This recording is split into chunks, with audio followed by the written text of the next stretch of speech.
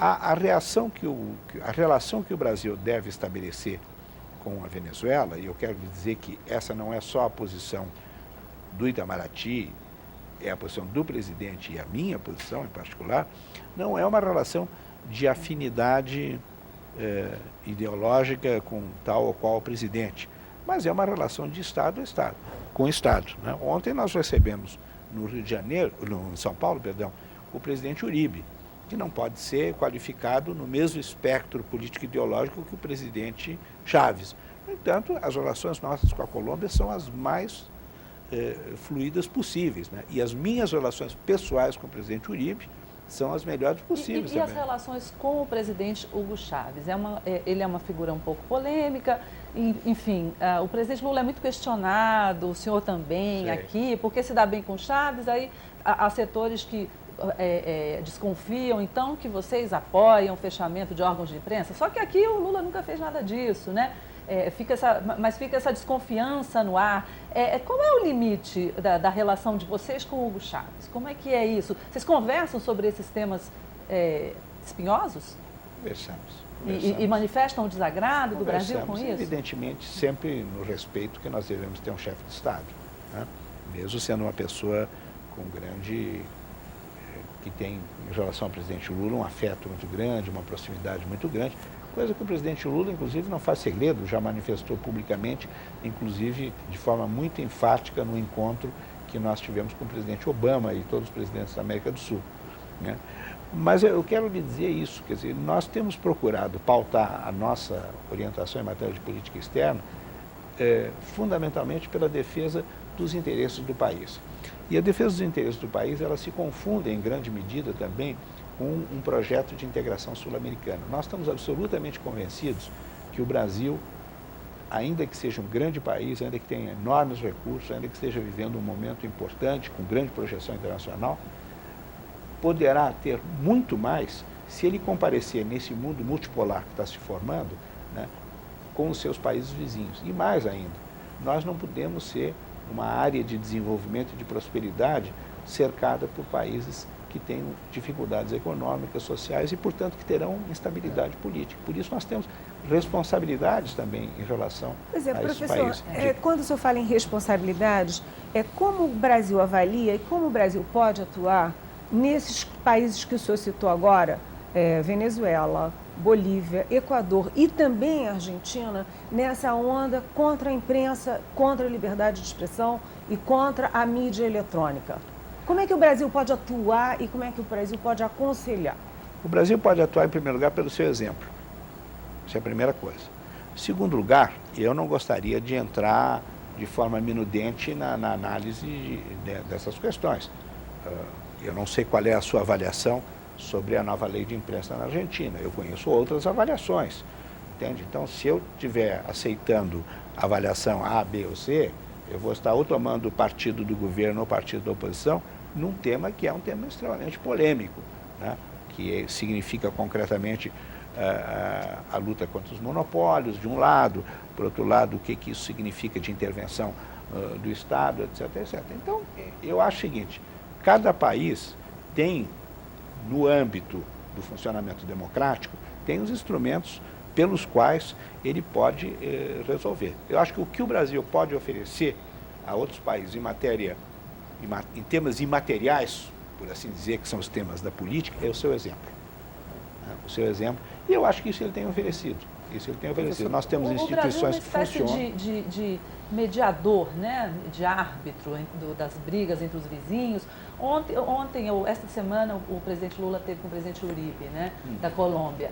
Até poucos dias atrás havia uma reação muito grande à instalação das bases americanas na Colômbia. O presidente Hugo Chávez engrossou o tom, o Brasil também reagiu com energia.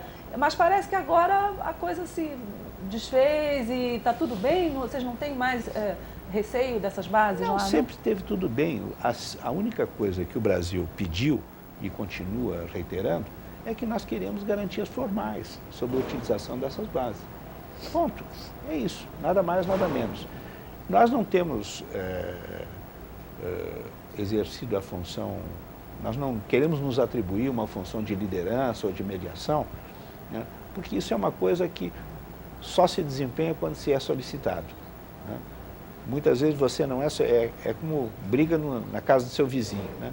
Às vezes você está ouvindo uma briga terrível e resolve ir lá para ajudar, e aí o casal expulsa você da casa. Então não é o nosso caso. Mas o Brasil não é meio paizão assim desse país? Não está ocupando um pouco esse papel que todos recorrem ao Brasil? Pai não, eu diria até mãe, né, em alguns casos, ajudando. Não está um pouco ocupando esse tipo de papel? Veja bem o seguinte, salvo para algumas pessoas aqui, o Brasil é um grande país. Salvo para algumas pessoas, o Brasil é um país que pode ocupar um lugar importante no mundo, né? Eu acho que nós estamos conseguindo vencer o complexo de vira-lata, né? Então, nesse particular, o Brasil é identificado pela sua extensão, pelo poder da sua economia e pela estabilidade do seu governo. O presidente Lula é uma figura internacional. Hoje, a diplomacia brasileira ela é festejada mundialmente. Nós estamos presentes hoje numa quantidade de fóruns internacionais impressionante. Nós estamos no G20 financeiro, na OMC temos um papel importante. O discurso do presidente Lula nas Nações Unidas é sempre muito esperado.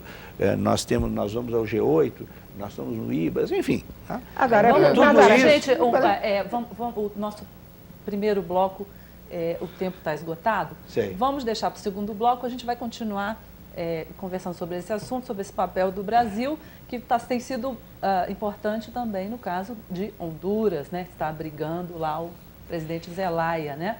Já voltamos. Tá bom.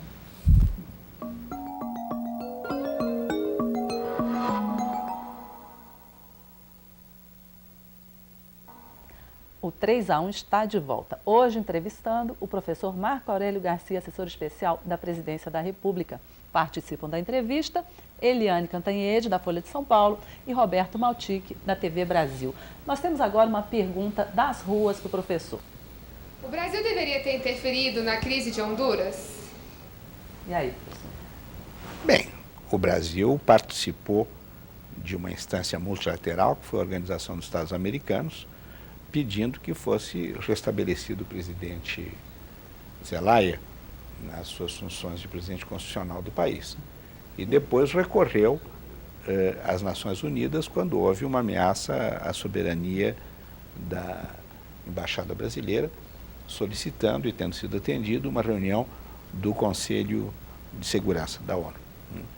Nós achamos que essa era a participação adequada que o Brasil deveria ter.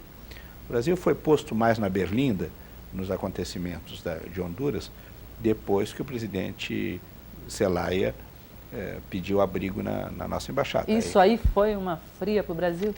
Não acho que tenha sido uma fria. Evidentemente, é uma situação de certa incomodidade, em primeiro lugar, que criou para os diplomatas. Eu mesmo já estive asilado numa embaixada com cerca de 300 pessoas e sei do inconveniente que isso significa. Mas isso faz parte da vida diplomática, né?